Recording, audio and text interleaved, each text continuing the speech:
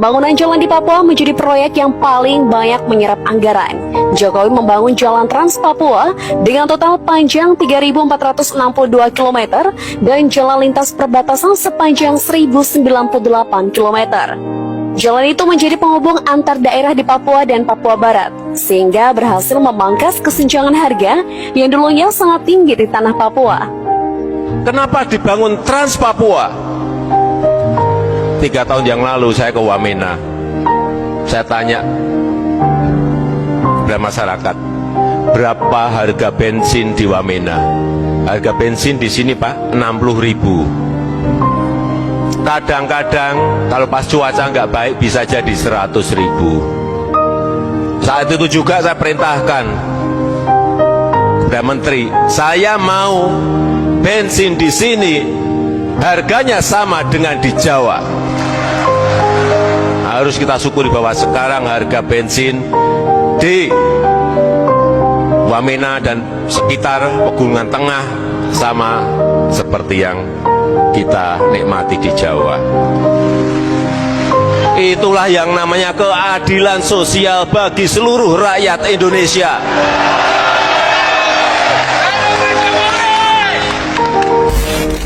Selain membangun jalan, Jokowi juga membangun 6 pelabuhan dan 10 bandara, sehingga memudahkan arus keluar masuk orang dan logistik, serta hasil bumi dari Papua ke daerah lain di Indonesia. Pembangunan yang dilakukan Jokowi di Papua juga menyentuh hingga ke pelosok-pelosok dan daerah-daerah pegunungan.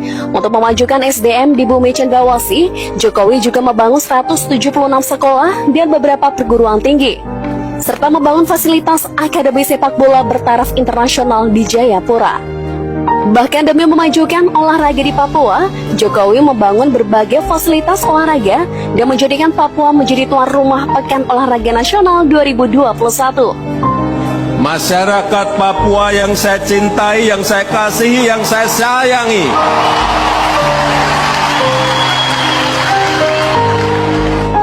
perasaan saya dan perasaan saudara-saudara pasti sama. Kita bangga berada di tanah Papua. Dan kita bangga membuka PON ke-20, PON yang pertama kali diselenggarakan di tanah Papua.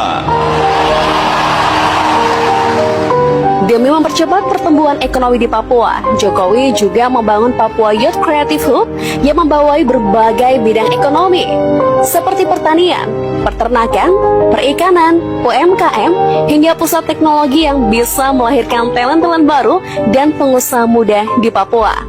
Tak hanya itu, Jokowi juga membangun pos lintas batas negara menjadi lebih megah. Jokowi juga membangun jembatan, serta membuka lahan pertanian baru di Papua.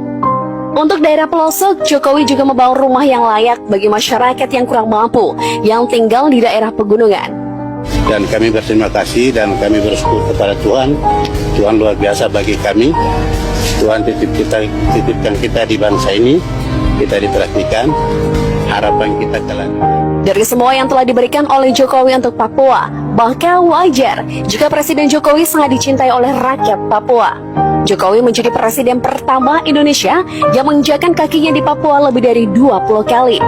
Jokowi sudah mengunjungi hampir semua daerah yang ada di tanah Papua, mulai dari kota hingga pelosok dan daerah-daerah pegunungan. Itulah yang membuat Jokowi sangat berarti bagi rakyat Papua. Yang paling berkesan bagi rakyat Papua adalah Jokowi bukan berasal dari tanah Papua, namun cinta dan perhatiannya pada Papua melebihi tanah kelahirannya sendiri. Bahkan Jokowi tak takut kehilangan nyawanya ketika berkunjung ke daerah paling rawan di Papua. Saat saya di Papua, saya pengen sekali ke kabupaten yang namanya Duga. Karena ada informasi yang datang ke saya, Pak, Bapak datang ke Duga, Bapak nanti akan kaget. Lalu kenapa kaget? Ya Bapak pergi saja. Terus saya perintah saat itu, saya mau ke Duga. Saya mau ke Kabupaten Duga. Oleh Kapolri, oleh Panglima, saat itu saya tidak diperbolehkan, Bapak jangan ke sana. Karena itu daerah berbahaya. adalah rawan, daerah yang paling rawan. Saya sampaikan saat itu, saya ingat betul. Saya nggak mau tahu, saya perintah pada Panglima dan Kapolri, saya nggak mau tahu. Pokoknya 2 hari lagi saya akan ke Nduga. Urusan keamanan itu urusanmu.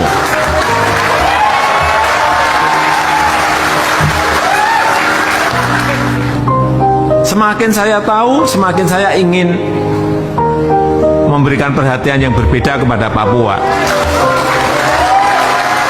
Bagi rakyat Papua, nama Jokowi akan selalu dikenang sepanjang masa. Mereka akan selalu bangga menceritakan pada anak cucu kalau Tuhan pernah mengirimkan seorang penyelamat bernama Joko Widodo untuk tanah Papua. Mama Dong ini cerita dari tadi tentang Pak Jokowi luar biasa, guys. Cerita Pak Jokowi tidak akan pernah habis-habis. Cerita Pak Dari Jokowi mulut bibir tidak akan lidah pernah orang habis-habis, Papua, guys. Dari bibir mulut lidah orang Papua, bahkan hati di dalam lubuk hati yang paling dalam tidak akan pernah habis untuk mengingat, mengenang kebaikan perbuatan yang dilakukan oleh Bapak Jokowi untuk Papua sampai ke pelosok. Merinding, guys, dengarnya, guys. Biar Bapak Jokowi sembunyi rupa dimanapun, kami tetap tahu dan kami mengingat kebaikan Bapak Jokowi seumur hidup kami saja. Kalau kita lihat presiden-presiden sebelumnya, tidak ada yang bisa tidur di Papua, tidak ada yang bisa jalan ke pedalaman-pedalaman daerah-daerah yang jauh sana Papua, tidak ada. Hanya Jokowi, berarti Jokowi itu anak Papua. Sesuai lagu-lagu yang kemarin diciptakan di ACC sana. Jokowi itu anak sorong. Anak sorong pusat. Luar biasa, guys.